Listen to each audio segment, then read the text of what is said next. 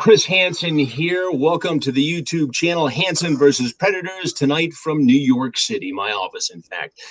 We have a very special guest tonight, someone who you've asked for a long time, someone who's been on my radar for a very long time, and someone who's also involved in the Predator franchise. He is none other than MistaGG. MistaGG got on YouTube in about 2007, if I'm not mistaken.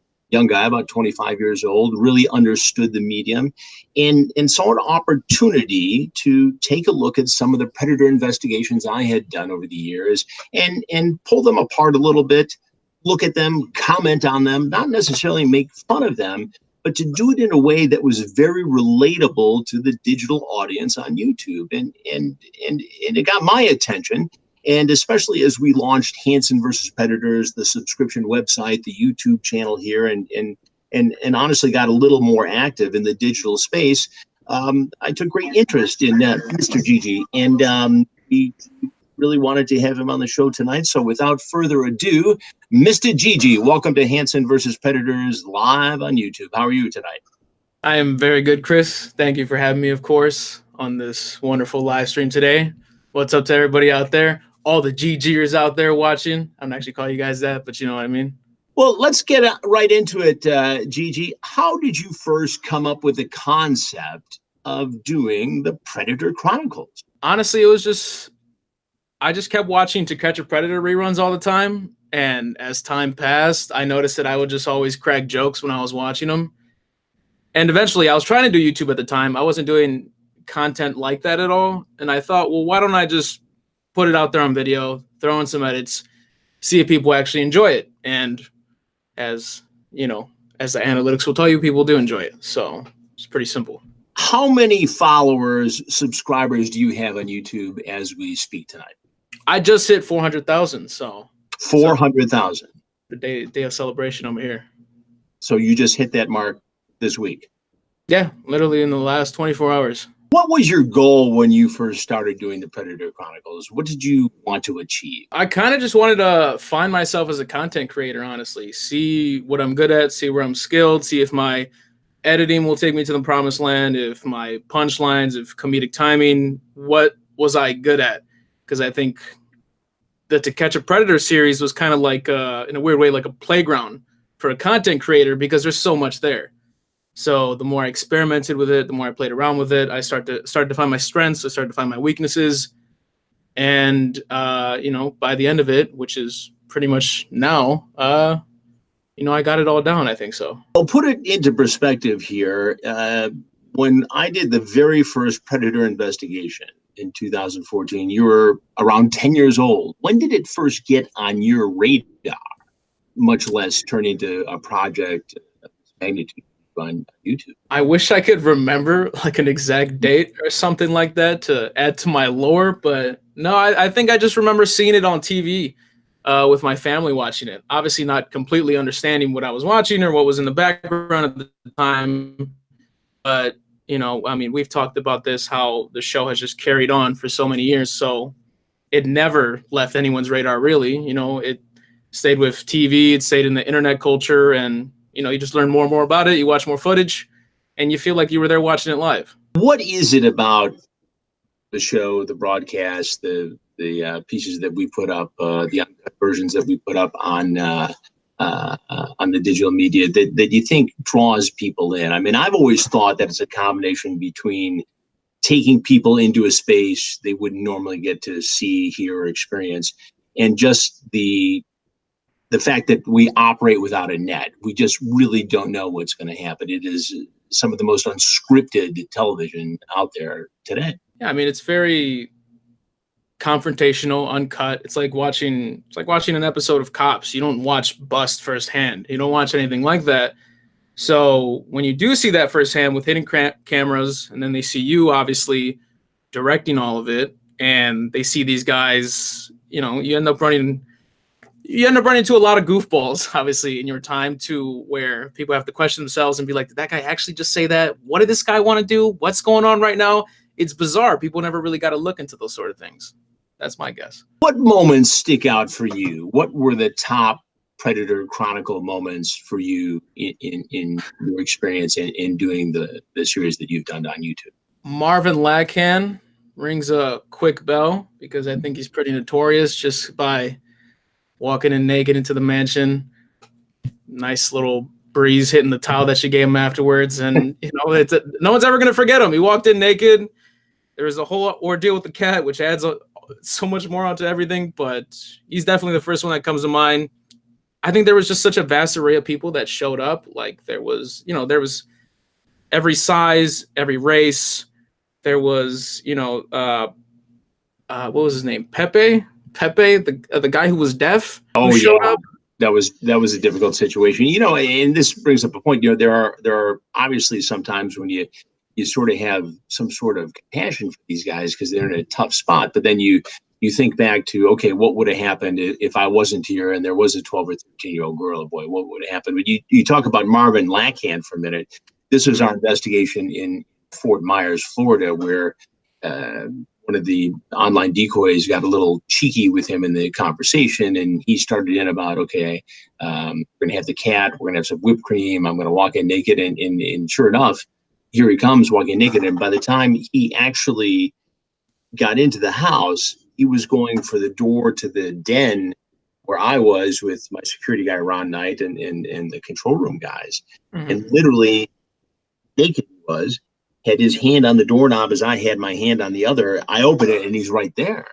And that is a moment that I'll certainly never forget. When you do these chronicles, what do you say? What do you try to add to them when you put these pieces together?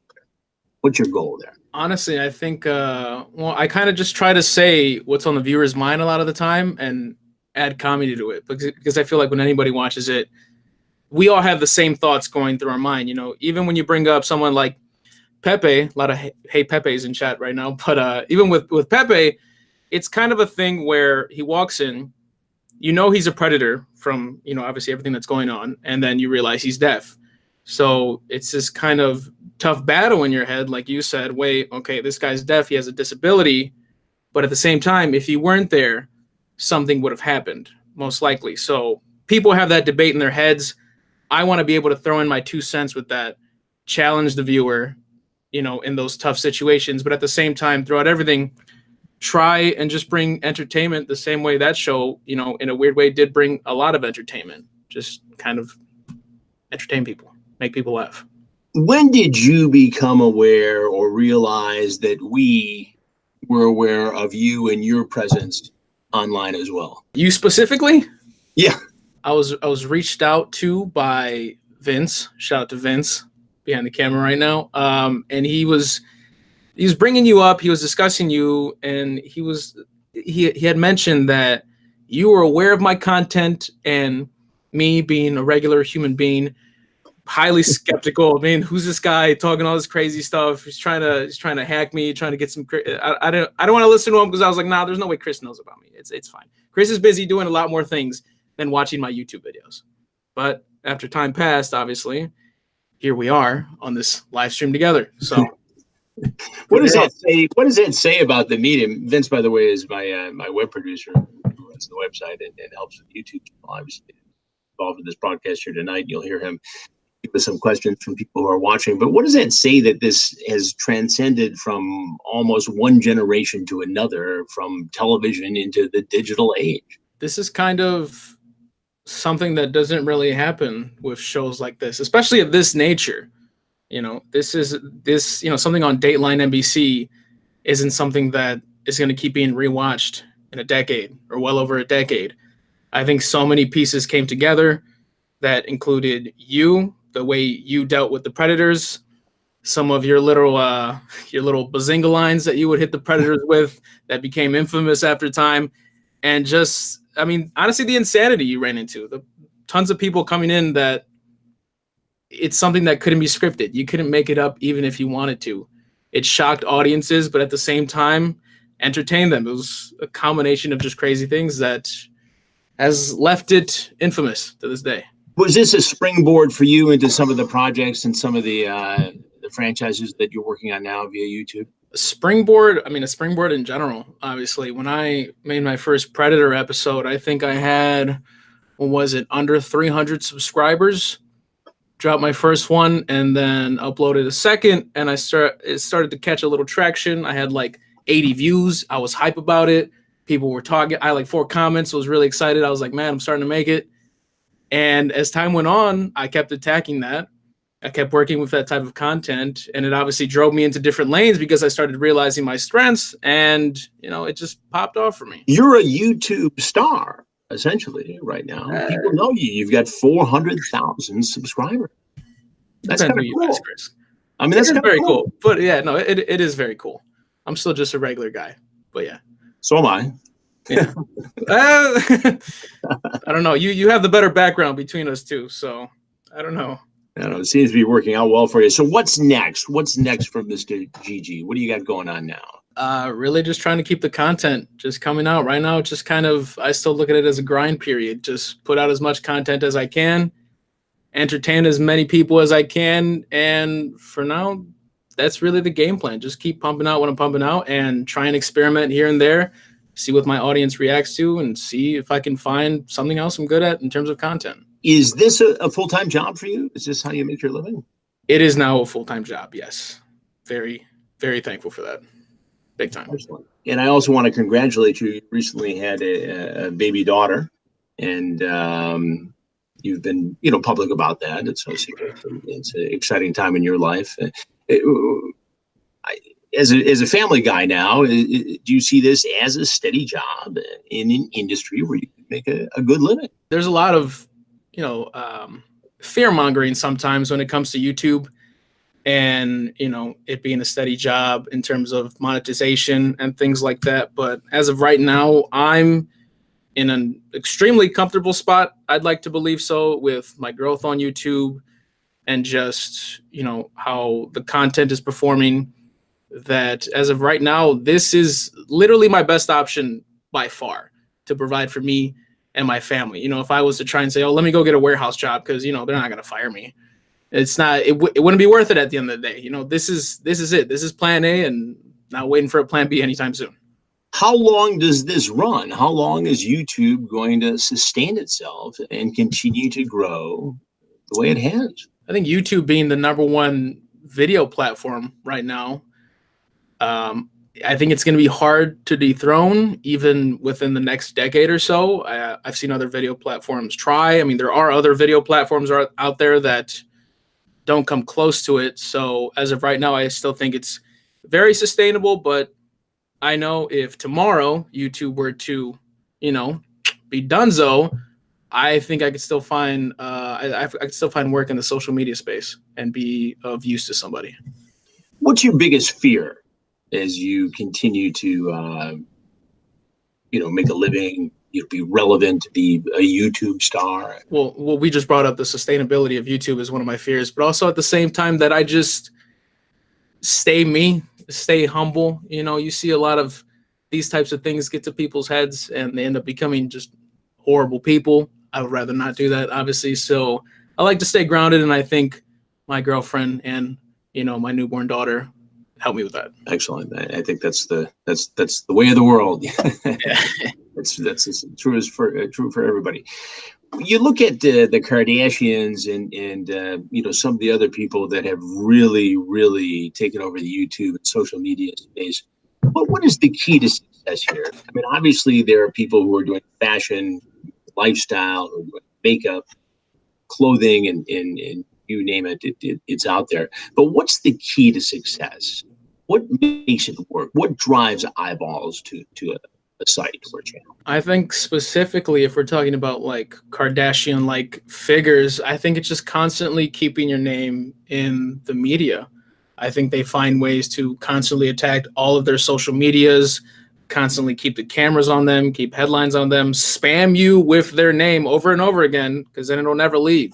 And then that way you remember Kardashian, you remember Jenner. And then that way when all eyes are on them, they pop you out with the product. And they're like, hey, $49.99 at your local Ulta. And they become millionaires. That's my guess for them specifically. Is that the key to this? Just to keep out there, keep pushing, keep content out there? Do you wake up in the morning and say, okay, what am I going to do today? What am I going to do, tomorrow, next week, next month? I mean, honestly, for me personally, I don't really spam my social media too much because I just think it's a little annoying because I've been obviously on the receiving end of it. But in terms of content, yeah, I mean, if I don't make a video for a month, it's almost like I've stopped existing in some people's lives. It's sometimes very just, so easily erased if you just disappear in some people's minds. Do people recognize you? I've been recognized a few times in person. What's that like for you? It's very nerve-wracking because it's obviously not a thing that has happened too often. So when I'm randomly, with my family or something, and someone's just looking over, and then they come over and they're like, "Hey, are you MistaGG?" It's just like, "Oh, yeah, that's me." There's like people looking around like, "Oh, who's this guy over here?" It's just. Yeah, it's a good time though. All good people that I've met. Did you ever think it would get to this level when you started out? Without sounding arrogant, yes. I went into this YouTube game telling everybody close to me that this is it. This is what I'm gonna do. This is the reason why I'm here, is to entertain, make people's day better. And I think that mindset helped me, get here. Honestly. What's your day like? I mean, do you get up and just immediately start thinking about, okay, what am I going to put out there? What video am I going to make today? How much of my personal life do I want to include in it? What's the next thing that I can put on after, the Predator Chronicles and the other things that you've done? Before I, jump on the computer, my daughter is usually the first one up that has to be fed, obviously. But no, in terms of thinking about video ideas like that, I know I personally kind of struggle with how much I want to put out there because in this age of internet, there's very crazy people online sometimes, and we've seen incidents time and time again where it's almost like people let too many people in to a certain extent. People are showing up to YouTubers' houses. There's a whole ordeal with that, so in terms of balancing how much I put out there, my priority is just really putting out good content. I'm over here brainstorming video ideas, and once I get it, record, edit, boom. And what's the key to a video when you put a video together? What sells? What works? What draws eyeballs to your YouTube channel? What draws eyeballs to my YouTube channel? Very good clickbait that sometimes a vague appeal, like. I don't know how long you've been on Facebook or anything like that, but they used to come out with a bunch of articles like, "Oh, you won't believe what this guy said," and then they show a video and you have to click on their page, and then they'll get some money because you clicked on their page. So something where it's very vague, but it's enough to draw people in, and then once you draw people in, they stay because you have good content. So you have to win them over with your good content. If you're just drawing people in, but your content is horrible, it doesn't matter. They're going to click off. Do you ever worry about overdoing it, oversaturating, putting too much out there, making people say, "Oh, it's not different, it's not new, it's not cutting edge"? I think just YouTube is just saturated in general at this point. There are no original ideas anymore. It's hard for someone at the bottom to rise to the top. So you just kind of have to oddly have faith in yourself and your content, and you need a pretty good dose of luck, honestly, at the end of the day. Is this intuition? Do you have a science to it? Do you have a formula yet? A formula in terms of making videos? Yeah, in terms of what you do, what makes a guy have 400,000 subscribers on YouTube? I got my little, secrets, my little tricks of the trade to throw into my videos that I see where people gravitate to, where people tend to enjoy at the end of the video.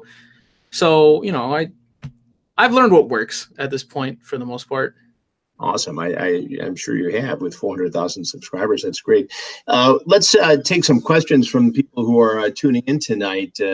So Joey TCAP says you were going to name your first child after him in exchange for an opinion and some advice. That's a little inside baseball there. Joey, listen, my next dog, I got you. That's definitely okay. Leave my firstborn alone. So just by way of background, Joey TCAP has a big presence digitally and talks, as the name suggests, about To Catch a Predator. Vincent, what's next? Who else is out there? So the question, Gigi, is apparently you had mentioned at one point you were going to have a finale for the Predator Chronicles, and that was going to wrap it up. You're going to move on to other things. Is that still the plan? Have you done the finale? What's the story there? That is still the plan. There will be a finale episode to the Predator Chronicles to wrap everything up. As of right now, it's not underway, really. There's a little bit at work there, but probably not anytime soon. I'm kind of holding off on it for right now and maybe making an announcement with that in terms of where it's uploaded. Got it. You going to put it out on YouTube, do you think, or do you think it's going to be elsewhere? No. I think it's going to be on YouTube, but it's just a matter of what channel I put it on. I have 2 channels, so I might put it on the second channel. Got it. Vincent? Nicholas Bazzi would like us both to say hi to Devin. Hi, Devin. It's Chris Hansen. Thanks for tuning in, or hopefully you're tuning in. Gigi? What's up, Devin? It's MistaGG. Cheers. Perfect. Gigi, you had a one of the fellas who surfaced in a Predator investigation approach you and caused you a little bit of trouble there. Tell me about that. What happened? That was a man that I'm personally just not going to name, but the people who are familiar with the situation know that it was a bit of a musician in one of your past investigations who showed up to the Sting house with a nice little mixtape in pocket, trying to share his state-of-the-art music. And he had reached out to me and tried to take down my content because it obviously covered, his wrongdoing in the investigation. Right. So he was trying to take down my content. I replied, trying to be civil at that point, trying to, work something out.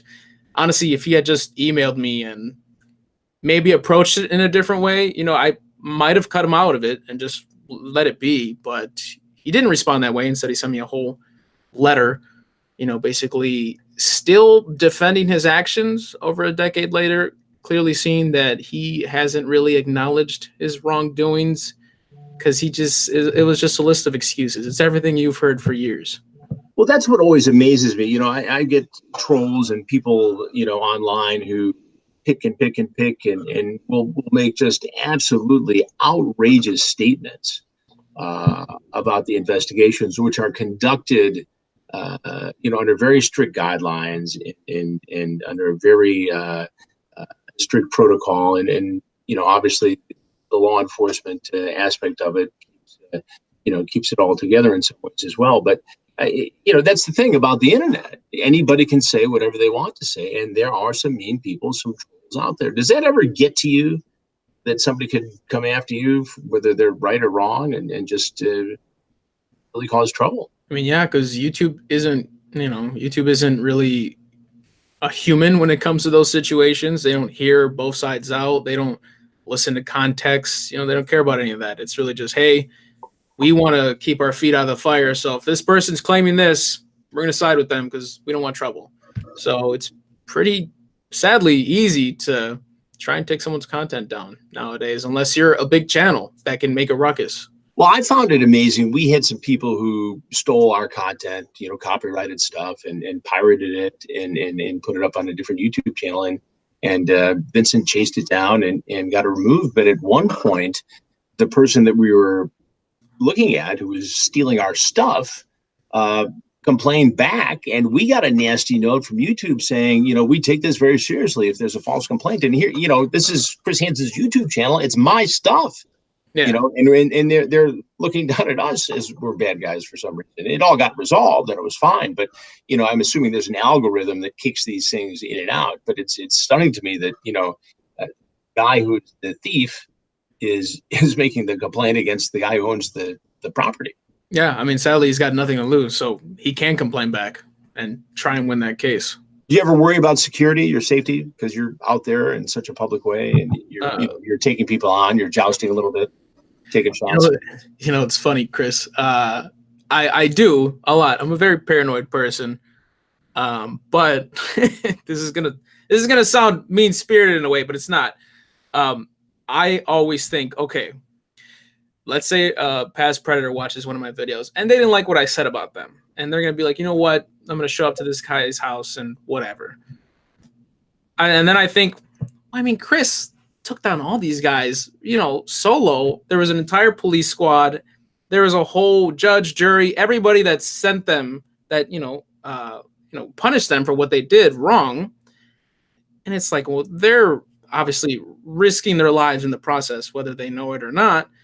But at the same time, for the most part, everyone's usually okay out of it. And it's like, if it comes down to me, the content creator, a decade later, who ends up getting chopped, well, I guess so be it at that point. They got a long list of people to get to me is what I'm trying to say. They got to get to me. They got to get to my people and work their way over to you, I suppose. Yeah. Yeah, that's I guess that's the way I think about it in a weird way. Vincent?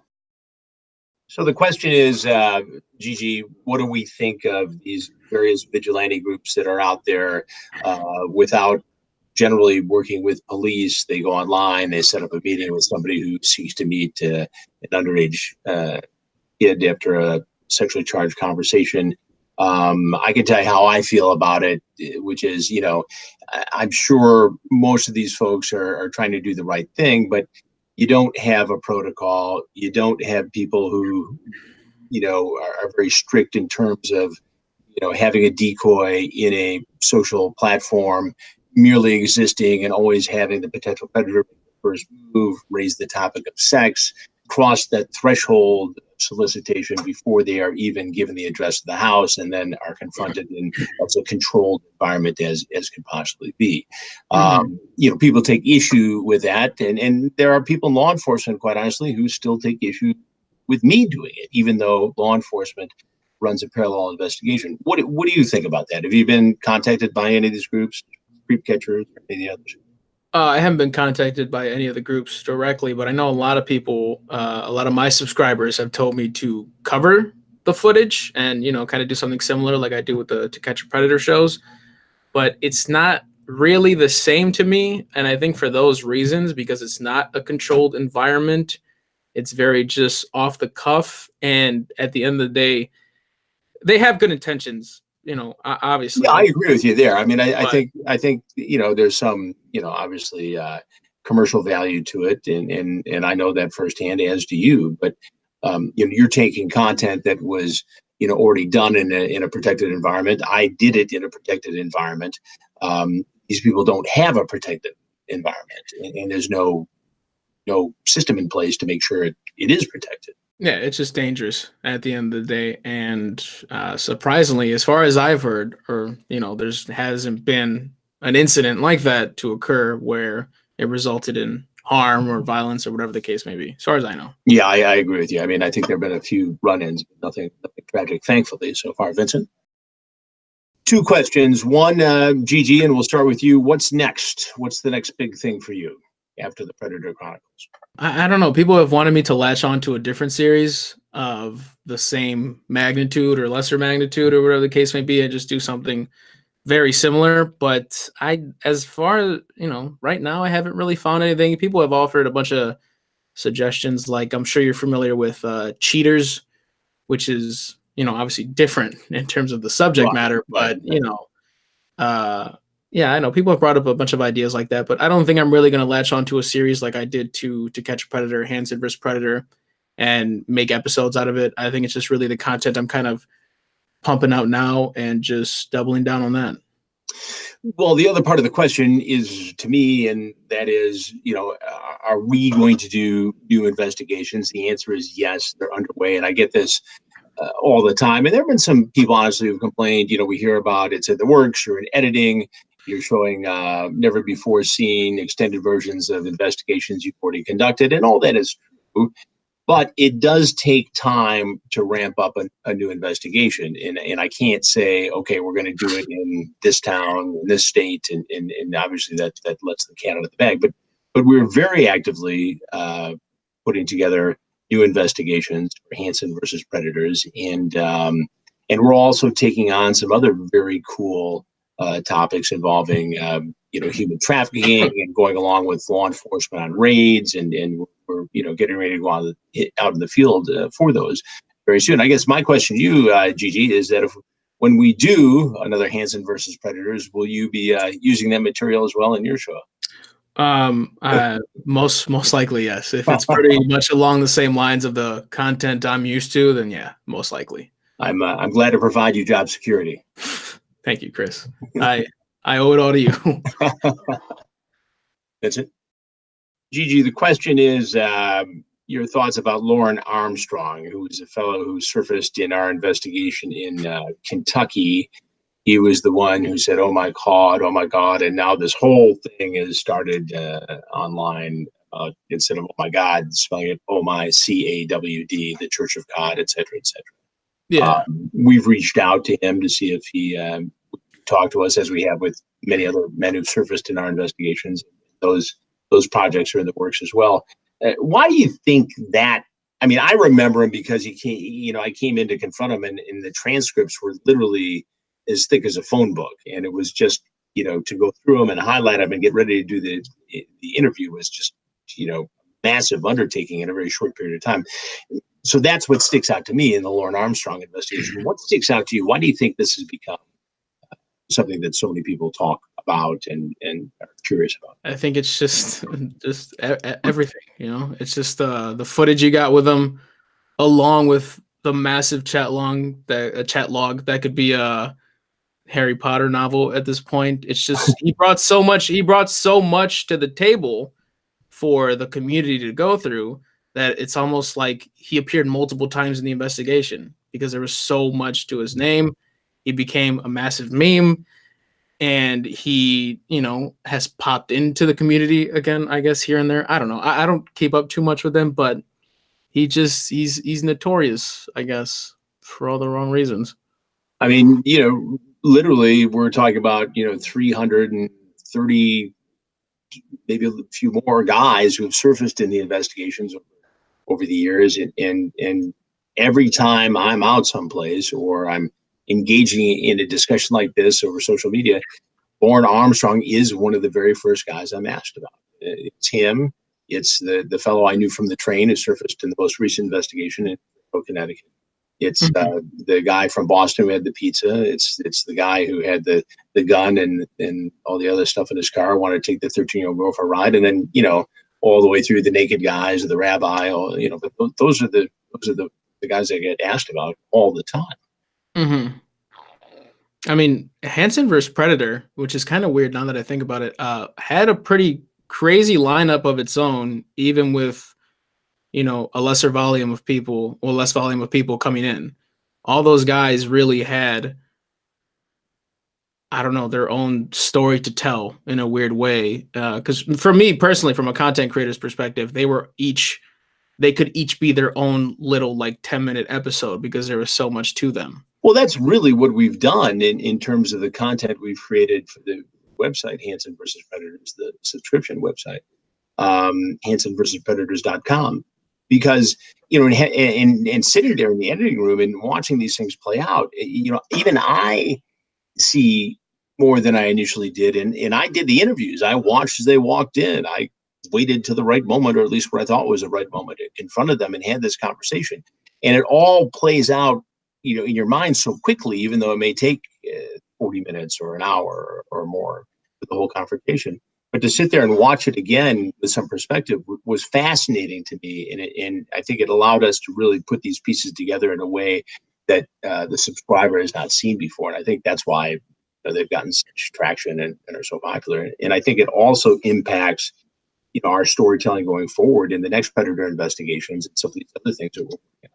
I think it's it's a medium that allows us some more flexibility than perhaps just only showing them on television, which we'll do that with these as well, but in a different format. Mm-hmm. This is a random question, just kind of piggybacking off that. Do you still get nervous after all these years going into the kitchen, telling them to have a seat? Yeah, I mean, you're always on edge because, to be honest with you, Gigi, there's so much going on. I mean, I'm watching their hands. Do they have the hands in the pocket? I'm looking for a bulge that might be a knife or a gun. Now Ronnie Knight is right behind me. There are other security people in the house. The police are doing a parallel investigation outside the house and can come in if there was an emergency. But it's still, at some point, comes down to one-on-one and me having to pay attention. And at the same time, know what's in the transcripts, be able to refer to them, but you don't want to be fumbling around. So you have to have, a pretty good knowledge of what's in there. And, a lot of times the guy you think is coming next doesn't come next. It's another guy or a guy that's not supposed to come until tomorrow. So it's very busy. And then at the same time, you're trying to engage these guys. Anybody can jump out of the bushes or a closet, surprise somebody, get 10 seconds of dramatic video. My whole goal in this and every other story I've done is to get inside a guy's head and figure out what brought them to this situation, what made them do it. Were they thinking? And it's always been my theory that when you can get inside the mind of a predator or any other kind of criminal and hear the voice of the victim, you can prevent other people from becoming victims themselves. And that's what drives a lot of all these projects. But yeah, I still get edgy. I mean, you still, your heart's in your throat a little bit. And I think when that stops, you may not be at the top of your game. So I think I'll always be that way. I've been doing in this business for 37 years, and Predator is much attention as it's gotten, as much as I'm associated with it, as much as it's become iconic. It's provided an industry for you and many, many others, over the years. It is something that we will continue to pursue, and something that I think I'll always be edgy about when I walk out. I think when you lose that edge, you're not at your best. Vincent, I think we got time for one or two more questions from our folks checking in. What's your perspective, GG, looking in from the outside in terms of, perverted justice and Tetrad Core? Do you see any differences? Do you see any differences in the investigation? I mean, it's kind of hard to really pin down differences because they were just both at different times. With perverted justice, it was just, these guys on old computers, trying to chat up guys in Yahoo chat rooms. And now it's, like you mentioned, the Hansen vs. Predator series, it's everywhere. It's all the apps. There's so many different angles of attack for predators. So it's hard to compare the two, honestly. Yeah, it was a whole different world. I mean, I remember one investigation in Georgia where there was a fire on the West Coast and the servers went down for Yahoo. And we were dead in the water for 2 days. We couldn't contact people, and we couldn't direct people who had conversations to come over. So it's really the whole, the technology in 14 years, 15 years has just been amazing. And you know that as well as I do. Well, Mr. GG, let me ask you one last question and then we'll wrap up, and I appreciate it. Where do you see yourself in 10 years? As long as you're still making investigations in 10 years, I'll still be making Predator Chronicles. So no, I mean, I don't know. Some people have survived over a decade on YouTube, some content creators, very few. It's definitely not too big of a possibility. You have to be good and always adjust to the new type of content that's coming out. But I mean, if YouTube's still pumping and I still have the same passion I do for videos now, hopefully YouTube or hopefully something bigger, but we'll see. All right. Any final thoughts? Very grateful for you to have me on this live stream. The chat is hilarious. If you've been reading it at all, I don't know if you have front row seat to it like I do, but yeah, I appreciate everyone showing up that watches my content. All right. Well, thanks for all your help, Mr. GG. I appreciate it. And we did want to have Gus and Eddie on tonight, but we're just out of time. We're not going to be able to do it tonight. So, Mr. GG, thank you again very much. I appreciate it. Good luck with your future endeavors, and let's stay in touch. Thank you, Chris. Have a good night. Thank you, everyone, for tuning in for Hansen versus Predators, the live show on the YouTube channel. I appreciate it. We'll be back next week, next Wednesday as well, and we'll have some more surprises for you. I thank you, Mr. GG, and everybody else who helped out, Vincent and Janice, and we'll see you in a week, and much more content coming up in the next few days, both here and on the website, HansenVersusPredators.com. Don't forget to fly the flag, official CH wear on shopping. Have a good night.